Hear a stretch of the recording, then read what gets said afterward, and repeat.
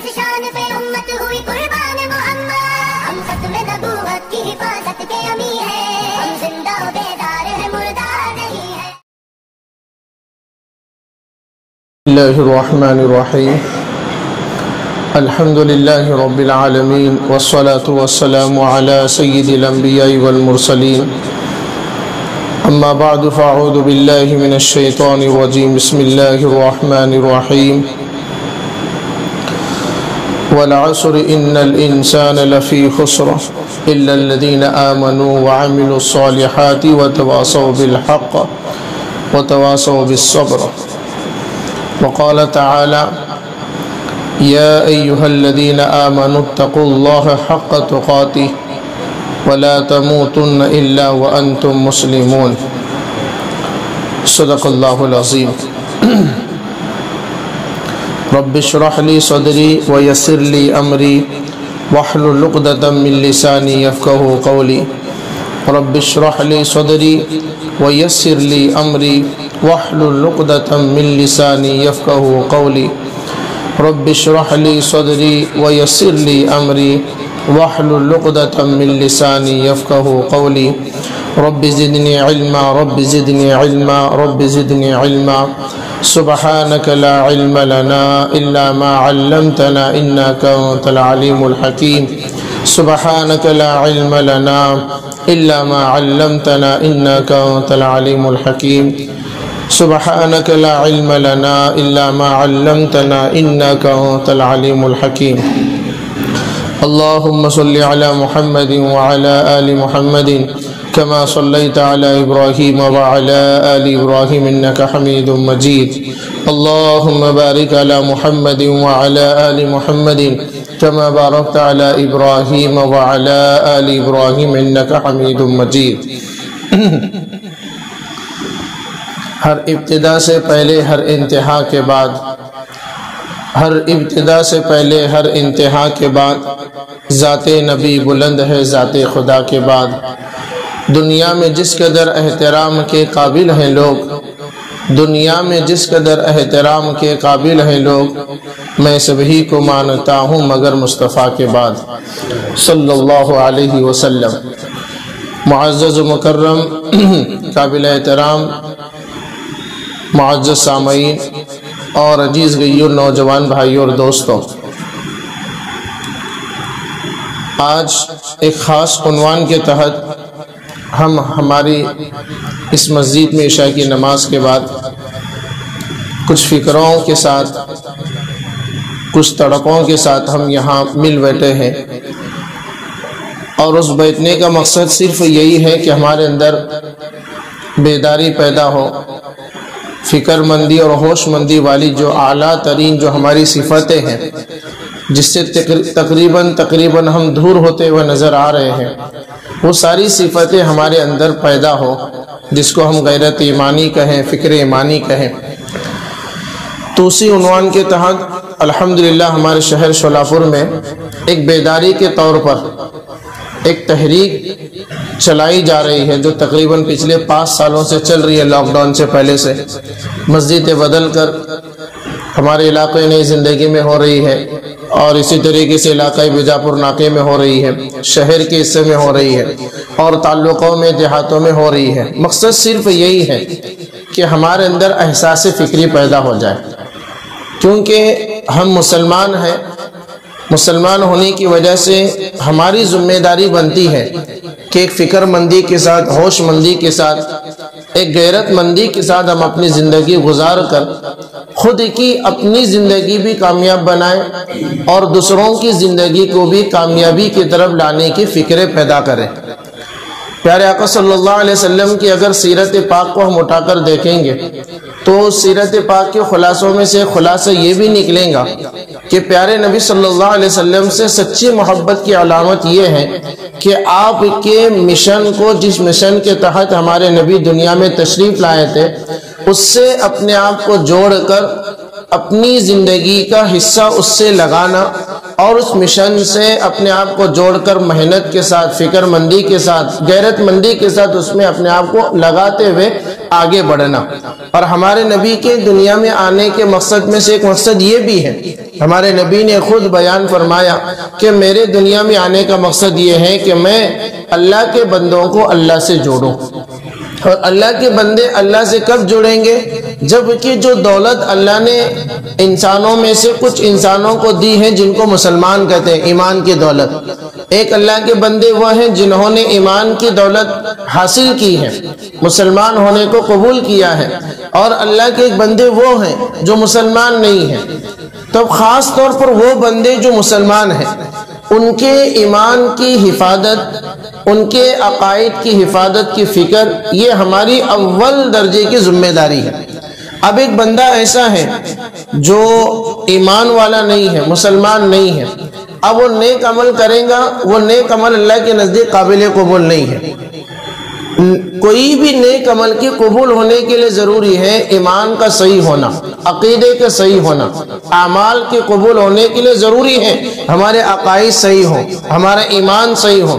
اور جب یہ چیزیں صحیح ہوں گی، ہم ایک چھوٹا سا عمل بھی کریں گے جو ہماری نظر میں ایک چھوٹا سا عمل ہے لیکن بڑا عمل ہے، کسی کو ایک گھٹ پانی بھی پلائیں گے، یہ ایک گھٹ پانی پلانا بھی ہمارے لیے مغفرت کا ذریعہ بن سکتا ہے۔ اور یہ کب قبول ہوگا؟ جبکہ ہمارے پاس ہمارا ایمان صحیح سالم ہو۔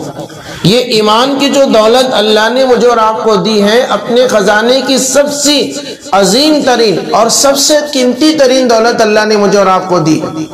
یعنی ہم اپنی زبان میں کہتے ہیں کہ میں مسلمان ہوں، یہ جو مسلمان ہونا جو اللہ نے مجھے اور آپ کو دیا، کہ اللہ نے مجھے اور آپ کو اپنا فرما بردار ہونا نصیب فرمایا، یہ اللہ کے خزانے کی بہت بڑی دولت ہے۔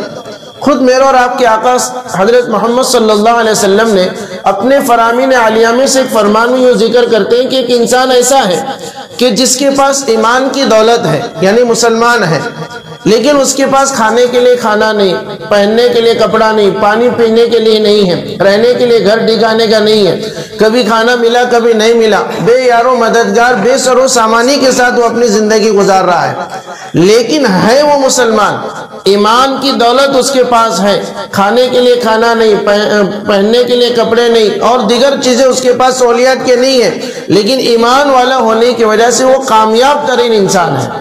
سب سے زیادہ معزز ہے وہ انسان جس کے پاس ایمان کی دولت ہے۔ اسی کو اللہ رب العزت نے قرآن پاک کے اندر ذکر فرمایا، جس کے پاس ایمان کی دولت ہے وہ کامیاب ہے، اور جس کے پاس ایمان کی دولت نہیں ہے، وہ مسلمان نہیں ہے، چاہے اس کے پاس کروڑوں کا پیسہ ہو، بینک بیلنس ہو، اعلیٰ ترین اس کے پاس رہنے کے لیے گھر ہو، قسمہ قسم کے کھانے اس کے پاس ہو، اعلیٰ کوالٹی کے کپڑے اس کے پاس ہو، اور ہر طرح کی راحت کی اور عیش و عشرت کی ساری چیزیں اس کے پاس ہے، لیکن اگر وہ ایمان کی دولت سے محروم ہے تو دنیا کا سب سے ناکام انسان ہے۔ اور جس کے پاس ایمان ہے کامیاب ترین ہے، چاہے جائے کھانے کے لیے کھانا نہیں ہے لیکن وہ کامیاب ہے، اور وہ عزت والا ہے، اور وہ احترام کے لائق اور قابل ہے، کیوں؟ اس کے پاس ایمان کی دولت ہے۔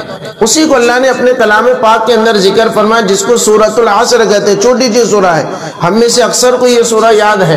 اب اس کی حقیقت کو ہم سمجھیں، اسی ایمان کی دولت جو اللہ نے مجھے اور آپ کو دی، اس کی عظمت کو اللہ نے بیان کیا ہے، اس کی قدر و قیمت کو اللہ نے بیان کیا ہے، کہ اس کی حفاظت کتنا ہمارے لیے ضروری ہوتا ہے، اس سے ہمیں سمجھ میں آتا ہے۔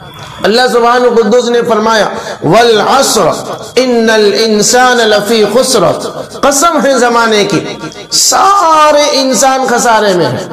پکی بات ہے یہ بالیقین کہ سارے انسان، اب ان انسانوں کے اندر بڑے بڑے عہدیدار آ گئے، بڑے بڑے مالدار آ گئے، بڑے بڑے عزت دار آ گئے، بڑے بڑے طاقتور لوگ آ گئے، سب انسان اس کے اندر آ گئے، جتنے بھی انسان ہیں جو اپنے آپ کو انسان کہتے ہیں، سب انسان اس کے اندر آ گئے، چاہے وہ کتنا بھی بڑا کروڑ پتی ہو، لیکن اللہ کہہ رہے ہیں، کون کہہ رہے ہیں؟ اللہ کہہ رہے ہیں ان الانسان لفی خسر، کہ بالیقین، یعنی پوری پکی بات ہے کہ سارے انسان خسارے میں، الا الذین آمنوا، مگر وہ جو ایمان والے ہیں، جو مسلمان ہیں، جن کا عقیدہ صحیح ہے، جو اعمال صالحہ کے ساتھ اپنی زندگی گزارتے ہیں، ایمان کی سلامتی ان کے پاس ہے، ایمان کی دولت ان کے پاس ہے، تو یہ انسان کامیاب ہے۔ کون سا انسان؟ جس کے پاس ایمان ہے۔ اللہ نے مجھے اور آپ کو ایمان کی دولت دی، یہ بڑی عظمت والی ہے، بڑے احترام والی چیز ہے۔ یہ عظیم دولت اللہ نے مجھے اور آپ کو دی ہے بن مانگے۔ ہم میں سے کسی نے اللہ کو کوئی سرکولر نہیں لکھا تھا، کوئی چٹھی نہیں لکھی تھی کہ اللہ مجھے مسلمان بنا۔ اللہ نے اپنی پسند سے، اپنی چاہت سے، اپنی توفیق سے یہ عظیم ترین دولت مجھے اور آپ کو عطا فرمائی۔ جب یہ عظیم دولت بن مانگے ہمیں ملی ہے، اللہ نے اپنی پسند سے ہم کو دیا ہے، ایسے ویسے نہیں دیا۔ کلام پاک کے اندر دوسری طرف اللہ فرماتے اللہ یجتبی الیہ من یشاء، جس کو چاہتے ہیں اللہ تعالیٰ اس کا انتخاب فرماتے ہیں۔ اس کو ایک مثال کے ذریعے سے حضرات مفسرین مثال دے کر سمجھاتے ہیں۔ جیسے کہ ہم کسی گاڑی پر کوئی چیز خریدنے کے لیے جاتے ہیں، جیسے یوں سمجھیے کہ ہم سیف لینے کے لیے گئے، اب وہاں وہ جار لے رہے ہیں، کیلا ہم لے رہے ہیں، یا کوئی کپڑا ہم خرید رہے ہیں، یا کوئی اور چیز ہم خرید رہے ہیں، فوراً اس دکان میں جا کر یا اس ٹھیلے پر جا کر یا گاڑی پر جا کر خریدتے نہیں، بلکہ اوپر نیچے ہر چیز کو دیکھتے ہیں۔ جیسے ٹماٹر لے رہے ہیں یا کوئی اور پھل فروٹ لے رہے ہیں، فوراً 1 کلو لینا ہے تو لے کر ہم ڈالتے نہیں، بلکہ اوپر نیچے دیکھتے ہیں۔ ٹماٹر کو ہم دیکھتے ہیں، سیب کو ہم دیکھتے ہیں، دیگر اور چیزوں کو دیکھتے ہیں، اور دیکھ کر اس کو اپنے اس ٹوکرے کے اندر لیتے ہیں، جس کے اندر لے کر اس دکاندار کو ہمیں دینا ہے کہ 1 کلو تول کر دے دو۔ حالانکہ سب گاڑی پر وہی سیب ہی ہے یا ٹماٹر ہی ہے یا دوسری اور ہی چیز، سب وہی ہے، لیکن ہمیں جو پسند ہے اس چیز کو ہم اٹھاتے ہیں اور اٹھا کر اس جوکنے والے کو، تولنے والے کو ہم دیتے ہیں۔ کپڑا لینے کے لیے جاتے ہیں، کپڑے کی دکان میں کپڑا ہی ملے گا، لیکن ہم چیک کرتے ہیں سارے کپڑوں کو، اور چیک کرنے کے بعد جو ہمیں پسند آتا ہے، کپڑے والا ہمیں بول رہا ہے کہ بھئی 1 نمبر کی کوالٹی کا ہے، یہ فلانی چیز 1 نمبر کی ہے، تم کہیں بھی جاؤ ایسا مال تمہیں نہیں ملے گا، ہم اپنی زبان حال سے کہتے ہیں، وہ اسے زبان سے نہیں کہتے ڈائریکٹ، لیکن اپنے عمل سے ہم بتلاتے ہیں یہ چیز تیرے نزدیک 1 نمبر کی ہے، لیکن میرے نزدیک وہی اچھی کوالٹی کی ہے جو مجھے پسند آ جائے۔ جیسے یہ چیزیں، ساری چیزیں وہی ہوتی ہیں، لیکن جو ہمیں پسند آتی ہیں ہم اس کو اٹھا کر لیتے ہیں۔ ایسے ہی ساری دنیا میں جتنے بھی انسان ہیں یہ سب اللہ ہی کے بندے ہیں۔ کس کے بندے ہیں؟ اللہ ہی کے بندے ہیں، جتنے بھی انسان ہیں، لیکن ان انسانوں میں سے کچھ انسانوں کو اللہ نے چنا ہے۔ چنا تو جیسے ہم کسی چیز کو لیتے ہیں، کپڑے کو لے رہے ہیں، کوئی چیز ہم خرید رہے ہیں، ٹماٹر کو لے رہے ہیں، یا اسی طریقے سے اور دوسرا کوئی پھل ہم لے رہے ہیں، تو پورا اس کو اوپر نیچے جیسے ہم نے دیکھا، ایسے ہی اللہ نے ہمارا بھی انتخاب فرمایا۔ ایسی ہی عظیم دولت میرے اور آپ کے حوالے نہیں کی۔ اس کو اور اچھے دوسرے اور آسان مثال میں ہم سمجھے کہ کوئی قیمتی چیز ہے، ہم کہیں سفر میں جا رہے ہیں یا مسجد میں ہم آئے ہیں، اب وہ چیز رکھ کر مجھے فارغ ہونے کے لیے جانا ہے، اب وہ چیز میں اپنے ساتھ نہیں لے جا سکتا، مجھے رکھ کر جانا ہے۔ اب 4-5 لوگ مسجد میں ہوتے ہیں یا بس اسٹینڈ پر 4-5 لوگ یا کہیں بھی ہوں گے، ہم اسی کے ہاتھ میں اپنی وہ قیمتی چیز دیتے ہیں جن پر ہمیں اعتماد ہوتا ہے۔ جیسے کہ کچھ رقم ہے ہمارے پاس یا کوئی قیمتی چیز ہمارے پاس ہے، ہم اسی کو دیتے ہیں جس پر اعتماد ہے، بھروسہ ہے کہ بھئی اس کو لے، یہ تھوڑا میرا بیگ دیکھو میں جا کر آ رہا ہوں، یہ فلانی چیزیں تھوڑا پکڑو اس کو، میں آیا بھئی یہ چیز لے، میں گاؤں جا رہا ہوں، جا کر آنے کے بعد تیرے پاس سے لوں گا۔ ہر ایرے گہرے کو یہ چیز نہیں دیتے ہم، جو روڈ پر جا رہا ہے اس کو دے کے تیرے پاس 5 لاکھ روپے رکھ، میں گاؤں جا رہا ہوں آ کر تیرے پاس سے لوں گا، کس کو بھی نہیں دیتے۔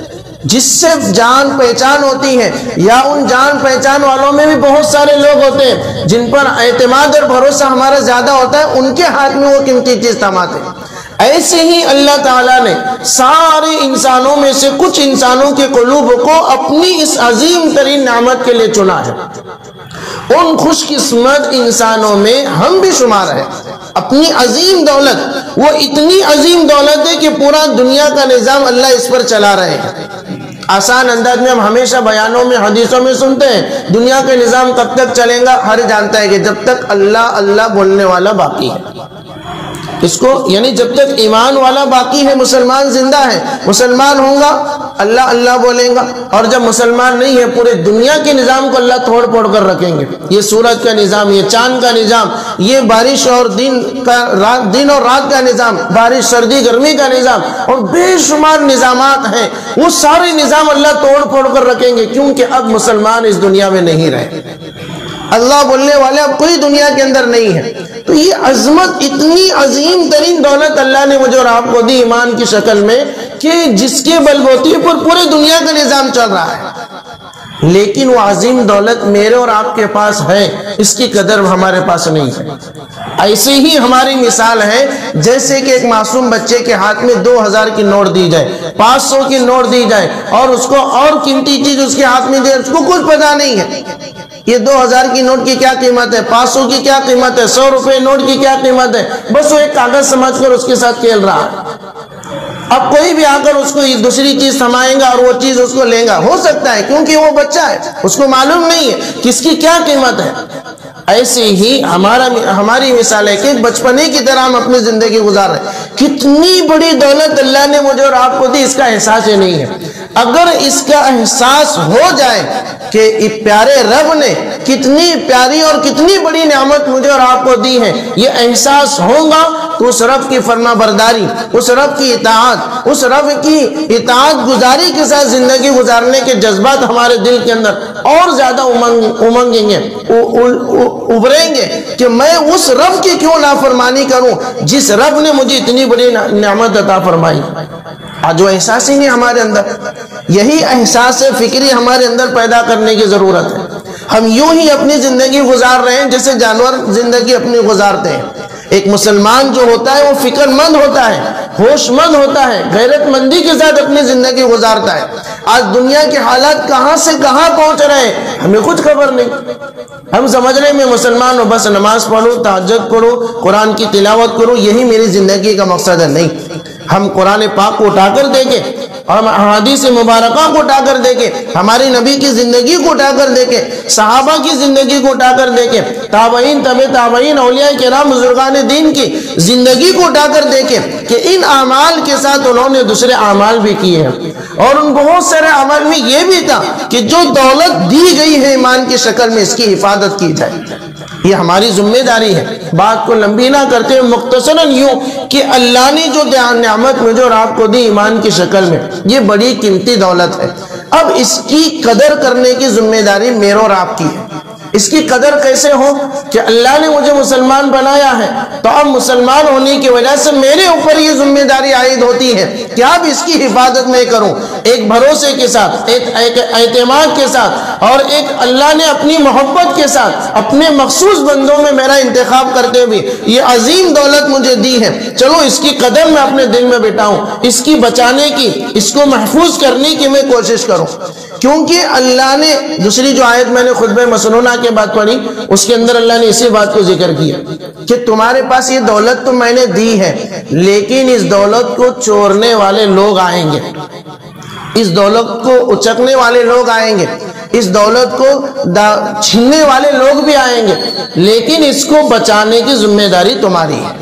اللہ نے فرمایا یا ایھا الذین آمنوا اتقوا اللہ حق تقاتہ ولا تموتن الا وانتم مسلمون، کہ اے ایمان والو، اللہ نے مجھے اور آپ کو کہا، سارے دنیا میں بسنے والے سارے مسلمانوں کو کہا کہ اے ایمان والو مجھ سے ڈرنے کا حق ادا کرو۔ پھر دوسرے حصے میں فرمایا ولا تموتن الا وانتم مسلمون، تمہیں موت نہیں آنی چاہیے مگر مسلمان ہونے کی حالت میں۔ کس کو کہہ رہے ہیں اللہ؟ مسلمان ہی کو کہہ رہے ہیں۔ کیا کہہ رہے ہیں؟ کہ تم مرو تو اس وقت تو مسلمان ہی رہو۔ سوال یہ پیدا ہوتا ہے جب میں مسلمان ہوں تو مسلمان ہی رہ کر مروں گا، پھر بھی اللہ مجھ سے کیوں کہہ رہے ہیں ایسے کہ ایمان والے، اے مسلمان، جب تجھے موت آئے تو تم مسلمان ہی رہنا چاہیے۔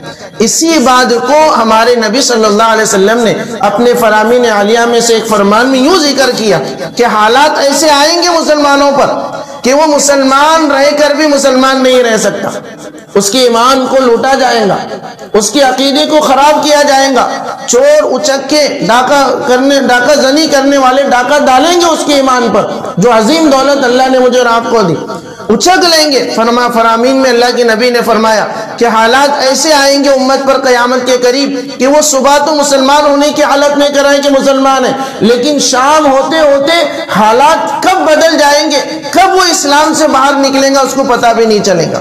شام تو کر رہا ہے مسلمان ہونے کی حالت میں، صبح وہ اس حالت میں کریں گا کہ وہ مسلمان نہیں ہوگا۔ دنیا کے چند ٹھکروں کے خاطر عظیم دولت کا انسان سودا کریں گا قیامت کے دن۔ انہی فتنوں کے دور سے آج میں اور آپ گزر رہے ہیں۔ اس تمہیدی بات کے بعد عظمت ایمان ہمارے سامنے ذکر کی گئی کہ ایمان کتنی بڑی دولت ہے۔ اب یہ دولت ہمارے پاس ہے، اب اس کی حفاظت کی تاکید بھی اللہ ہی نے فرمائی کہ اب اس کو بچانا تمہارے ذمہ ہے۔ یہ اللہ نے مجھے اور آپ کو کہا اس کی حفاظت کرو۔ اب یہ دولت میں نے دی، اب اس کو بچاؤ۔ اب بچانا ہے ہمیں، کیسے بچانا ہے؟ اب تھوڑا ہے آسان انداز میں، ہم دوسرے الفاظ میں ہم یوں سمجھیں، یہ دولت میرے اور آپ کے پاس ہے۔ ہماری اسلام دشمن طاقت ہے، عالمی پیمانے پر جو دنیا بھر کی جو طاقت ہے اسلام کے خلاف جو کام کر رہی ہیں، انہوں نے ایک ایسا منصوبہ بنایا کہ مسلمان کو مسلمان رکھ کر اس کے ایمان کو ایسے خراب کریں کہ وہ مسلمان ظاہر میں اپنے آپ کو سمجھے لیکن حقیقت میں رب کے نزدیک وہ مسلمان نہ رہے۔ اب لمبی تاریخ ایسا کیوں؟ کئی صدیوں تک اسلام کو مٹانے کی اسلام دشمن طاقتیں محنتیں کی، لیکن وہ محنتوں کے اندر ناکام رہے۔ ایک صدی پہلے انہوں نے ایک ایسا منصوبہ بنایا کہ مسلمانوں کو اس طریقے سے ان کے رب سے کاٹا جائے، اللہ سے کاٹا جائے، اللہ سے جو ربط اور تعلق ہے ایسے اس کو ختم کر دیا جائے کہ ظاہر میں تو مسلمان رہے، نماز پڑھتا ہوا نظر آئے، روزہ رکھتا ہوا نظر آئے، قرآن کی تلاوت کرتا ہوا نظر آئے، حج اور عمرہ کرتا ہوا نظر آئے، دنیا بھر کے نیک اعمال کرتا ہوا نظر آئے، لیکن ایک بھی عمل اس کا اللہ کے نزدیک قابل قبول نہ ہو۔ اس کے ایمان کو خراب کرنے کے لیے انہوں نے ٹارگیٹ کیا ہمارے عقائد کو، ہمارے عقائد کو۔ عقیدہ کہتے ہیں کہ اس کو ایک بنیاد کو کہتے ہیں، اس کے اوپر ہمارے اعمال ہیں۔ جیسے کہ مسجد ہم نے بنائی، ایسی ہم نے دیوار نہیں کھڑی کی، نیچے بنیاد ڈالی ہم نے، اس کے اوپر ہم نے دیواریں کھڑی کی۔ اب ڈائریکٹ زمین کے اوپر اگر دیوار کھڑی کی جائے تو ہم سب جانتے ہیں وہ زیادہ دیر ٹھہرنے والی عمارت نہیں ہے، اس کے اوپر ہم ایسا پکا چھت بھی نہیں ڈال سکتے، اس کے اوپر اور ایک منزل ہم بنا بھی نہیں سکتے کیونکہ وہ ڈائریکٹ بنی ہوئی۔ تو ایسی ہی بنیاد یہ ہماری عقیدے کو کہتے ہیں، یہ عقائد ہماری بنیاد ہے، اس کے اوپر ہمارے اعمال کھڑے ہوئے، نماز کھڑی ہوئی ہے، روزہ کھڑا ہوا ہے، حج اور عمرہ اور بے شمار نیک اعمال، کسی کو پانی پلانے والا عمل، ماں باپ کی خدمت کرنے والا عمل، بیوی کے حق کو ادا کرنے والا عمل، پڑوسیوں کے حق کو ادا کرنے والا عمل۔ اب جتنے بھی عمل ہیں اسلام کی تعلیمات میں جو ہم کر رہے ہیں، یہ عقیدے اس بنیاد پر کھڑے رہ رہے ہیں۔ اگر یہ نیچے کی بنیاد ہی اگر ہماری کمزور ہو، ہمارا عقیدہ ہی اگر یہ خراب ہو، اب اوپر کتنے بھی خوبصورت عمل ہم کریں گے، چاہے رات بھر ہم نماز تہجد کے اندر اپنا وقت گزارے، قرآن کی تلاوت میں لگائے، دن بھر ہم روزے میں اپنا وقت لگائے، بیت اللہ کے سائے میں جا کر ہم نمازیں ادا کریں، لیکن کوئی عمل قابل قبول نہیں ہوں گا، اس لیے کہ ہمارا عقیدہ خراب ہے۔ عقیدہ جہاں خراب، وہاں ہمارے اعمال اللہ کے نزدیک قابل قبول نہیں ہوں گے۔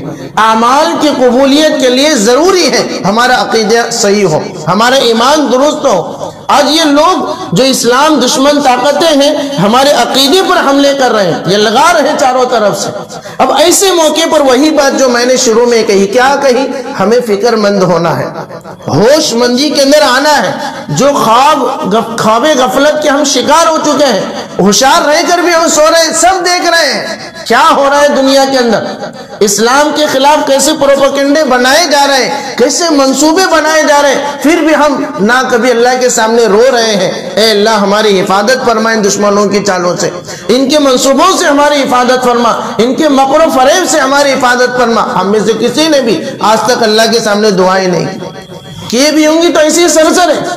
اگر کسی سے ہمارا ربط ہے اور ہم اس سے ملاقات کرنا چاہتے ہیں تو ہم یہ چاہتے ہیں کہ یہ خاص بات میں اکیلے میں کہوں، اس سے کہتے ہیں کہ مجھے وقت چاہیے، تیرے سے میری خاص بات ذکر کرنی ہے اور تیرے سامنے رکھنی ہے، اور آپ کا یہ مقام ہے، ہو سکتا ہے آپ کے ذریعے سے یہ کام میرا ہو جائے، تو سب کے سامنے کہنے سے میں تھوڑا ہچکچا رہا ہوں کہ میری بات سب کے سامنے نہ آئے، تو ہم یہ سوچتے ہیں کہ اس کی تنہائی والی چیزوں کو تلاش کریں کہ کب یہ اپنے آفس کے اندر، کب یہ اپنے روم کے اندر، کب یہ فلانی جگہ پر اکیلا ہوتا ہے، جا کے میں اس کے سامنے اپنی راز کی بات رکھوں، اپنی دل کی بات اس کے سامنے رکھوں۔ جیسے کہ انسان کے سامنے اپنی دل کی بات رکھنے کے لیے تنہائی کو ہم تلاش کرتے ہیں، ایسے ہی رات کی تنہائی اللہ سے خصوصی ملاقات ہوتی ہے۔ نماز تہجد میں ہم اٹھ کر اللہ کے سامنے روئے. حالات کس طریقے سے زبردستی بنائے جا رہے ہیں پورے عالمی پیمانے پر، لیکن مسلمان ہم بے فکری کے شکار ہو چکے ہیں. یہ فکر مندی ہمارے اندر آنی چاہیے. جب فکر مندی آئیں گی، احساس ہمارے اندر پیدا ہوگا کہ میں مسلمان ہوں. جب میں مسلمان ہوں تو اب مسلمان ہونے کے ناطے میری یہ ذمہ داری ہے. اللہ نے یہ دولت مجھے دی ہے ایمان کی، میرا دشمن اس کو خراب کرنے کی کوشش کر رہا ہے، چلو میں اس کو بچانے کی، اس کو محفوظ رکھنے کی کوشش کروں. تو اس اعتبار سے پہلی سب سے بات ہے فکر مندی اپنے اندر ہو، ہوش مندی ہمارے اندر پیدا ہو جائے، غیرت ایمانی ہمارے اندر پیدا ہو جائے. اسی کو شاعر نے کہا ہے قوت فکر و عمل پہلے فنا ہوتی ہے. جو فکر کرنے کی جو قوت ہے وہ قوت ہی ہماری ختم ہوتی ہے. جب فکر ختم ہوگی عمل بھی ختم ہو گیا. عمل بھی جب ختم ہو گیا تو پھر ہماری جو شان ہے، شوکت ہے، ہماری جو غیرت ایمانی ہے، یا ہمارے اندر جو شرم و حیا ہے، ساری چیزیں ختم ہو جائیں گی.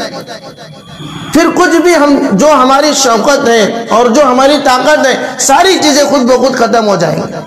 آج ہم بے فکری کے، بے حسی کے، بے غیرتی کے ہم شکار ہو چکے ہیں. اس لیے پہلی بات آج کی نشست کا خلاصہ یہ ہے کہ ہم فکر مندی اور ہوش مندی کے اندر آئے. جب آئے تو ہمارے اندر یہ احساس ہوگا کہ اللہ نے مجھے یہ دولت دی ایمان کی، مجھے بچانا ہے.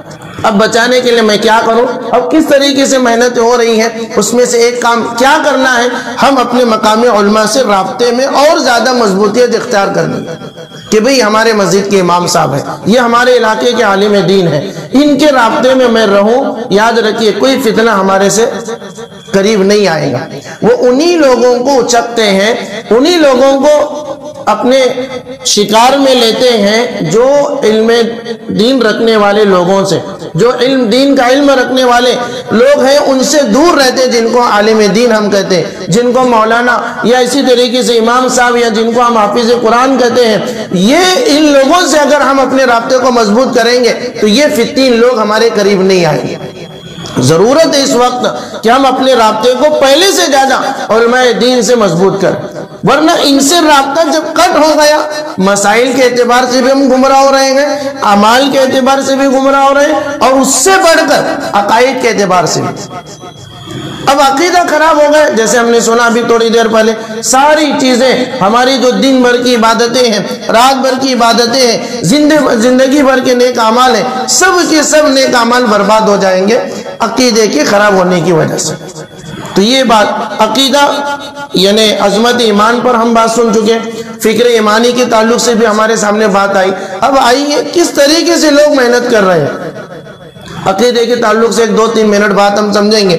جیسے کہ کچھ عقیدوں میں سے بنیادی جو عقیدے ہمارے 3 ہیں، عقیدہ توحید، عقیدہ نبوت اور رسالت، اور عقیدہ آخرت. اس میں سے ایک عقیدہ ہے عقیدہ نبوت اور رسالت.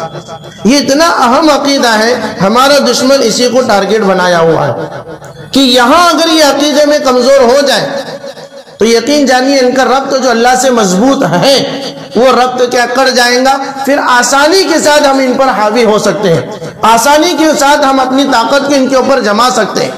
کیونکہ جو دولت میرے اور آپ کے پاس ہے اس کی قدر مجھے نہیں ہے، ہمیں نہیں ہے، لیکن ہمارے دشمن کو معلوم ہے کہ یہ ایمان والے کے پاس ایمان اگر محفوظ رہے گا، مضبوط رہے گا، ہم اس پر حاوی نہیں ہو سکتے. تو یہ ہمارے نبی صلی اللہ علیہ وسلم کے عقیدے جو یعنی عقیدہ نبوت اور رسالت، ختم نبوت کا جو عقیدہ ہے، اس عقیدے پر یہ حملہ کرنے کی کوشش کرتے ہیں الگ الگ طریقے سے. جیسے کہ قادیانیت کا فتنہ ہم سب جانتے ہیں. اب نئے نئے فتنے نت نئے نکل رہے ہیں ہر آئے دن، کہ شکیلیت کا فتنہ ہے، یونس گوہر شاہی کا فتنہ ہے، اور صدیق دیندار کا فتنہ ہے، اور اسی طریقے سے اور نئے نئے نکلیں گے فتنے. خوش نصیب ہے وہ انسان جو ان فتنوں کے دور میں اپنے ایمان کو بچائے، اپنے عقیدے کی حفاظت کرے. میرے اور آپ کے آقا حضرت محمد صلی اللہ علیہ وسلم نے پہلے ہی ہمیں آگاہ کر دیا کہ قیامت کے قریب تم پر ایسے حالات آئیں گے کہ جیسے ابھی ہم نے سنا کہ صبح مسلمان ہونے کی حالت میں لیکن شام ہوتے ہوتے کب اسلام سے باہر نکلیں گے تمہیں پتہ بھی نہیں چلے گا. اور مثالیں دی ہمارے نبی نے کہ ایسے فتنے نکلیں گے جیسے بارش کے قطرے آسمان سے زمین پر گرتے ہیں، جیسے سمندر کی موج ایک طاقت کے ساتھ باہر نکلتی ہے. ایک مثال دی اور کہیں پر فرمایا کہ رات کے تاریک گھنے اندھیرے کی طرح فتنے نکلیں گے عجیب عجیب طریقے سے۔ اب یہ ان فتنوں کے دور میں اپنے ایمان کی حفاظت کرنے کی ذمہ داری ہماری ہے۔ اب اس میں بنیادی جو چیزیں موٹی موٹی چیزیں کہ ہمارے نبی جیسے کہ ہم سب جانتے ہیں اللہ ایک ہے، اللہ کے علاوہ کوئی معبود نہیں ہے، اللہ کی ذات میں بھی اور اللہ کی خصوصی صفات میں بھی کوئی بھی شریک نہیں ہو سکتا۔ جیسے اللہ کی ذات اللہ ایک ہی ہے، اللہ کے علاوہ کوئی اور اللہ نہیں ہے، یہ اللہ کی ذات ہے۔ اب اللہ کی خصوصی صفات، رزق دینے والے اللہ ہیں، اولاد دینے والے اللہ ہیں، ایسے بے شمار خصوصی صفات ہیں۔ ان خصوصی صفات میں بھی ہم کسی کو شریک نہیں کر سکتے۔ اگر ہم نے کسی کو شریک کیا اللہ کی ذات میں یا اللہ کی خصوصی صفات میں کہ یہ بھی مجھے رزق دے سکتے ہیں، یہ بھی میرا اللہ ہے، یہ بھی مجھے اولاد دے سکتے ہیں، تو گویا کہ اللہ کے ساتھ ہم نے کسی کو شریک کیا۔ اب اللہ کے ساتھ ہم نے کسی کو شریک کیا تو وہ مسلمان نہیں ہو سکتا۔ جیسے اللہ کے بعد کوئی اور اللہ نہیں ہو سکتا، وہ خاص عبادتیں جو اللہ کے ساتھ خاص ہیں اسی کے ساتھ کر سکتے ہیں، خصوصی صفات میں کسی کو بھی شریک نہیں کر سکتے۔ بالکل اسی طریقے سے ہمارے نبی حضرت محمد صلی اللہ علیہ وسلم جیسے نبی ہیں، ایسے ہی ایک عقیدہ ہمیں رکھنا ہے، آخری نبی ہے۔ ایک انسان یہ کہے کہ ہمارے نبی نبی ہیں لیکن آخری نبی نہیں مانتا تو مسلمان نہیں ہو سکتا۔ یہ ہمیں سمجھنا ہے اور یہ ہر انسان کو ہمیں سمجھانا ہے، یہ ہماری ذمہ داری ہے۔ ہر اس شخص کی ذمہ داری ہے جو اپنے آپ کو مسلمان کہتا ہے، اپنے آپ کو کہتا ہے کہ میں مسلمان ہوں، چاہے اس کے پاس علم ہو یا نہ ہو، لیکن جیسے اس نے اس کو قبول کیا دل سے کہ ہمارے نبی حضرت محمد صلی اللہ علیہ وسلم جیسے نبی ہیں ایسے ہی آخری نبی ہیں، جیسے اللہ کے بعد کوئی اور خدا نہیں ہو سکتا ایسے ہی ہمارے نبی کے بعد بھی قیامت تک کوئی نبی آنے والا نہیں ہے۔ کسی بھی قسم کا کوئی نبی نہ پیدا ہوگا اور نہ ہی کسی قسم کا کوئی اور نبی آئے گا۔ یہ ہمارا عقیدہ ہے، یہ ہمیں اپنے بچوں کو بتلانا ہے، یہ ہمارے گھر کی مستورات کو ہمیں بتلانا ہے، یہ ہمارے اپنے دوستوں کو ہمیں بتلانا ہے، ہمارے اپنے رشتہ داروں کو ہمیں بتلانا ہے۔ کوئی دوسری اور چیزوں کو بیان کرنے کے لیے ہمیں دلائل کی ضرورت پڑے گی، یہاں دلائل کی ضرورت نہیں ہے۔ ہم نے دل سے اس بات کو مانا کہ اللہ ایک ہے، اب ہمیں کسی دلیل کی ضرورت نہیں، اور دل سے اس بات کو ہم نے مانا کہ ہمارے نبی حضرت محمد صلی اللہ علیہ وسلم ہی آخری نبی ہے، اب اس میں کسی دلیل کو پیش کرنے کی ضرورت نہیں، کیونکہ ہم نے دل سے مانا ہے۔ جیسے ہم نے اپنے ابا کو دل سے مانا ہے کہ یہ میرے ابا ہے، یہ میرے امی ہے، اب ہمیں دلائل پیش کرنے کی ضرورت نہیں، یہ میری امی یہ دلیل ہے، یہ میرے ابا ہے یہ دلیل ہے، ہم نے دل سے مانا ہے اس کو۔ لاکھ دنیا کہے کہ یہ تیرا باپ نہیں ہے، یہ تیری ماں نہیں ہے، لیکن ہم کہیں گے کہ یہی میرے ابا ہے، یہی میرے امی ہے، کیونکہ میں ان کو دل سے مانتا ہوں، حقیقت میں یہ میرے امی ابا ہے۔ ایسے ہی بلا کسی دلیل کے ہم حضرت نبی پاک صلی اللہ علیہ وسلم کو آخری نبی مانتے ہیں۔ تو پوری بات کا خلاصہ کیا نکلا کہ ایک تو ہمارے اندر فکر پیدا کرنی ہے، ہوش مندی ہم اپنے اندر لائے کہ اطراف میں کیا ہو رہا ہے۔ فکر جب پیدا ہوں گی تو یہ ہوگا کہ بھئی میں شولہ پور میں رہتا ہوں لیکن میرا فلانا گاؤں فلانے دیہات کا میں رہنے والا ہوں، میرے فلانے دیہات سے تعلق ہے، وہاں کے کیا حالات ہم جائیں گے، وہاں جا کر ملاقات کریں گے، کیونکہ فتنے نکل رہے ہیں۔ کہ ایسا نہ ہو کہ یہ اثر ہمارے گاؤں میں آ جائے اور ہمارے گاؤں میں رہنے والے لوگ ایمان ان کا خراب ہو جائے اور وہ بربادی کی طرف جائیں، میں ہوتے ہوئے میرے گاؤں کے لوگ، میرے خاندان کے لوگ، میرے اپنے مسلمان، ان کا ایمان لوٹ جائے، ایسا نہیں ہو سکتا۔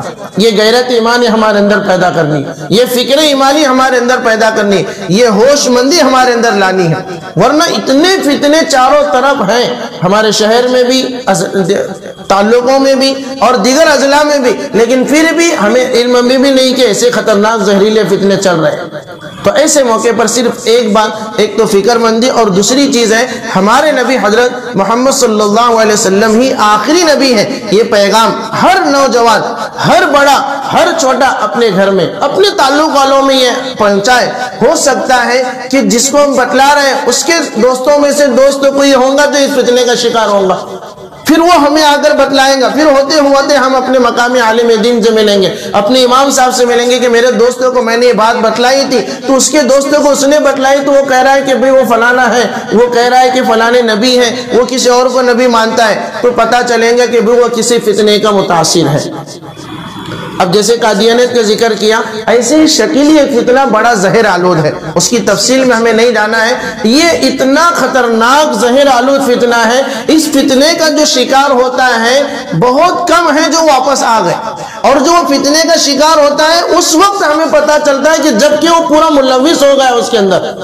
جیسے کہ جسم کے اندر پورا زہر پھیلنے کے بعد اگر پتا چلے کہ زہر کا اثر ہے اور پورے جسم میں پھیل گیا، بہت کم گارنٹی ڈاکٹر دیں گے کہ بھی بچیں گا، پورے جسم میں پھیل چکا ہے اور بڑا خطرناک زہر ہے۔ تو ایسی یہ شکیلی فتنہ ہے، اس لیے آس پاس چوکنا رہے۔ کوئی بھی اگر کوئی یہ بات کہے کہ فلانا نبی ہے یا فلانے حضرت امام مہدی ہے یا فلانے حضرت عیسیٰ علیہ السلام ہے، ایسے کوئی بھی بات اگر ہمیں کہنے ملے فوراً ہم اس کو پکڑیں، اس کو سمجھائیں۔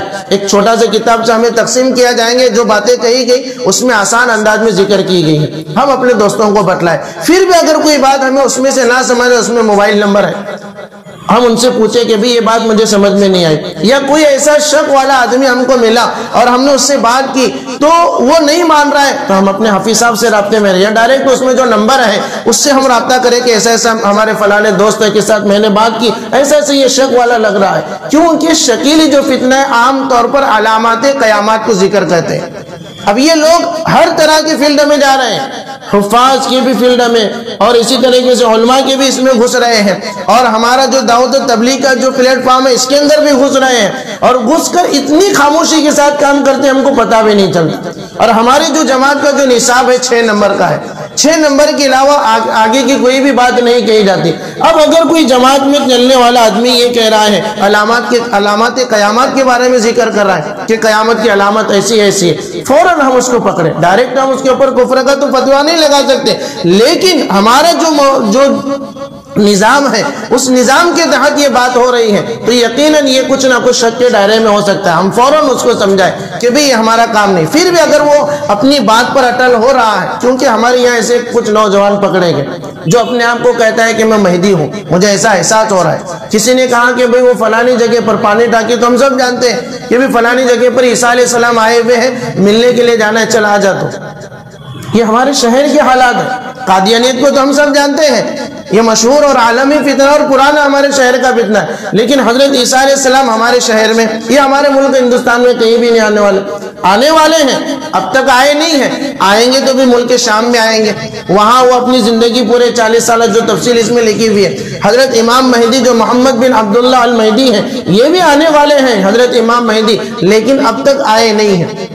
ایسے لوگ ہمارے یہاں بھی آئے، لیکن جب بر وقت ان کو سمجھائے گا، توبہ تو انہوں نے کی، لیکن پھر بھی ہمیں بیدار رہنے کی ضرورت ہے۔ تو چند باتیں ہمارے سامنے ذکر کی گئی، ایک تو فکر مندی کے تعلق سے کہ ہم فکر مند ہو جائے، ہوش مند ہو جائے، اور جو دولت اللہ نے مجھے اور آپ کو دی اس کی عظمت ہم اپنے دل میں پیدا کریں کہ کتنا بڑا احسان ہو صرف کا کہ مجھے یہ عظیم دولت ایمان کی شکل میں دی ہے، اب اس کی حفاظت کرنا میرے اور آپ کے ذمہ ہے۔ اب ہم تو کر رہے ہیں، علماء کرام یہاں ہے، کچھ دیہات ایسے ہیں جہاں اب بھی مسجدیں نہیں ہیں، ہمارے ضلع کے اندر دیہات مسلمان ہیں لیکن مسجد نہیں ہے، یا مسجد ہے تو امام نہیں ہے۔ اب ایسی خالی جگہ ہوں گی تو یہ فتنی لوگ وہاں پہنچ جاتے ہیں اور ان کے ایمان اور عقیدے کو خراب کر دیں۔ وہاں کا بھی نظام بنانے کی ذمہ داری ہم شہر کے رہنے والے مسلمانوں کی، کہ ایسی جگہ پر جہاں یہ بے دینی پھیل سکتی ہے یا فتنی لوگ جا کر اپنے زہر کا اثر پھینک سکتے ہیں تو ان کا بھی ہم بچائیں۔ الحمدللہ ہمارے شہر کی جو مجلس ہے، جو اپنے کام کے اندر لگی ہوئی مجلس تحفظ ختم نبوت، ان کا ایک نظام ہے جہاں یہ فتنی لوگ جاتے ہیں اور کام کر چکے ہیں۔ بہت سارے ایسے دیہات تھے جہاں پر قادیانی تھے، بہت سارے ایسے دیہات تھے جہاں پر قادیانی لوگ امامت کرتے تھے مسجد میں۔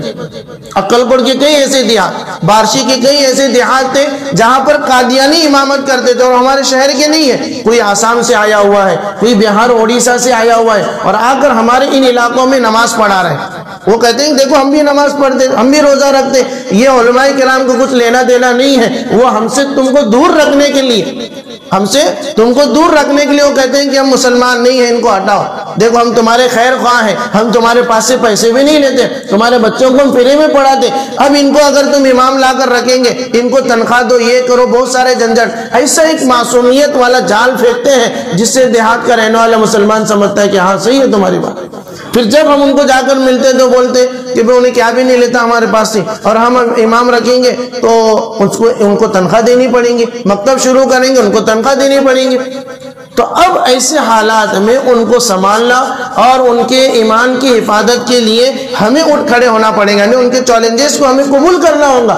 جب یہاں امام تم رکھنا چاہتے ہو رکھو، لیکن ہم 1 روپیہ بھی نہیں دے سکتے، تو ہمیں قبول کرنا ہے۔ مسجد بناؤ تو ہمیں بنانے پڑیں گے وہاں، کیونکہ ان کے ایمان کی حفاظت 1000 یعنی 100 لوگوں کو مسلمان بنانے سے کئی گنا زیادہ بہتر ہے کہ کسی ایک ایمان والے کی ایمان کی حفاظت کی جائے۔ یہ بڑی اہم ترین ذمہ داری جو میرے اور آپ کی ذمہ ہے۔ کیوں ہے؟ اس لیے کہ ہمارے نبی حضرت محمد صلی اللہ علیہ وسلم آخری نبی ہے، اب نبی آنے والے نہیں ہیں، اب یہ ذمہ داری ہماری ہے۔ ایک تو ہم چل پھر کر جائیں، یا دوسرا مالی اعتبار سے بھی اب یہاں امام رکھیں گے تو تنخواہ ان کو دینی تو ہے، تو اب اس کا ایک نظام ہے جو عالمی پیمانے پر جب سے مجلس قائم ہے کئی صدیوں سے، جب سے یہ فتنے نکلے ہیں، تو اس وقت سے لے کر ہمارے ملک عزیز کے اندر ایک شروع کے اندر اس کی ممبرشپ کی ترتیب بنائی گئی تھی۔ یعنی آج سے 100 سال پہلے کی بات میں بتلا رہا ہوں۔ اس کی کیا ترتیب؟ سال میں 1 مرتبہ ممبرشپ ہوتی تھی، اور 1 روپے کے اعتبار سے 1 مرتبہ تو ممبر بنو اور 1 روپیہ دو۔ اسی کے ذریعے سے یہ سارے اخراجات علماء کرام کو لا کر لوگوں کے درمیان بیانات کرنا، کیونکہ علماء کرام کا آنا خیر سے خالی نہیں ہے، اللہ والوں کا آنا یہ خیر سے خالی نہیں ہے۔ جہاں اللہ والوں کا وہاں سے گزر ہوتا ہے، ایسے ہی ہزاروں فتنے ختم ہوتے ہیں۔ تو اس طریقے سے یہ ترتیب تھی، لیکن دھیرے دھیرے زمانہ ترقی پر ہے۔ اب 1 روپیہ تو ہمارا بچہ بھی نہیں کھاتا سال بھر میں، گھنٹے کے اندر 500 ایک دن کے اندر 50 روپے 10 روپے کھا لیتا ہے، تو اب کے اعتبار سے وہ 1 روپیہ 100 روپے کے اندر تبدیل۔ تو اب یہ ممبرشپ کی ترتیب بنائیں گے الحمدللہ۔ اسی ممبرشپ کی ترتیب سے ہمارے ایسے دیہات جہاں پہلے قادیانی تھے ان کو وہاں سے نکال کر اپنا امام رکھا گیا، ان کی تنخواہ 12000 روپے، وہ مکتب پڑھا رہے 2000 روپے، یا آدھی تنخواہ گاؤں والے دے رہے، آدھی تنخواہ مجلس تحفظ ختم نبوت کی طرف سے جا رہی ہے۔ تو اس طریقے سے تقریباً 1 لاکھ سے زیادہ تنخواہ ہر مہینے جا رہی ہے الحمدللہ۔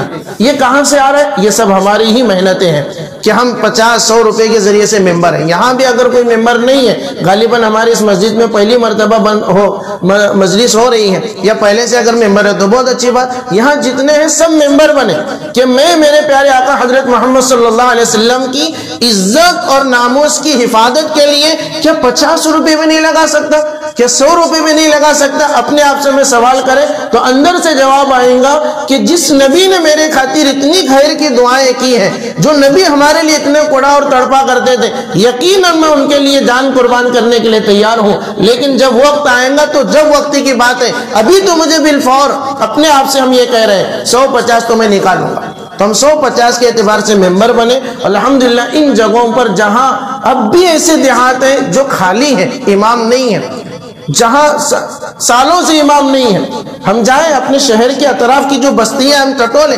مسجدیں ہیں لیکن امام نہیں، پھر وہاں قادیانی آئیں گا، پھر ہم بھاگ دوڑ کریں گے، پھر غلط پھر کے آ کر وہاں کام کریں گے، پھر ہم بھاگ دوڑ کریں گے۔ تب کی محنت سے کئی گنا زیادہ اچھا ہے کہ ہم پہلے ہی سے تیار رہیں۔ جیسے کہ بارش کا موسم ہے، بارش آ رہا ہے تو ہم بغیر چھاتے کے نہیں آتے نماز کو، ساتھ میں چھاتا لے کر آئے، نہیں آئے بات دیکھیں گے، ایسا نہیں، پہلے ہی سے تیار ہے۔ اس کے بعد اب سردی شروع ہوتی ہے، پہلے سے تیاری نرم گرم بستروں کی ہوتی ہے، ایسی ہم پہلے سے تیاری کے لیے فتنے آنے سے پہلے ہم تیار رہے الحمدللہ۔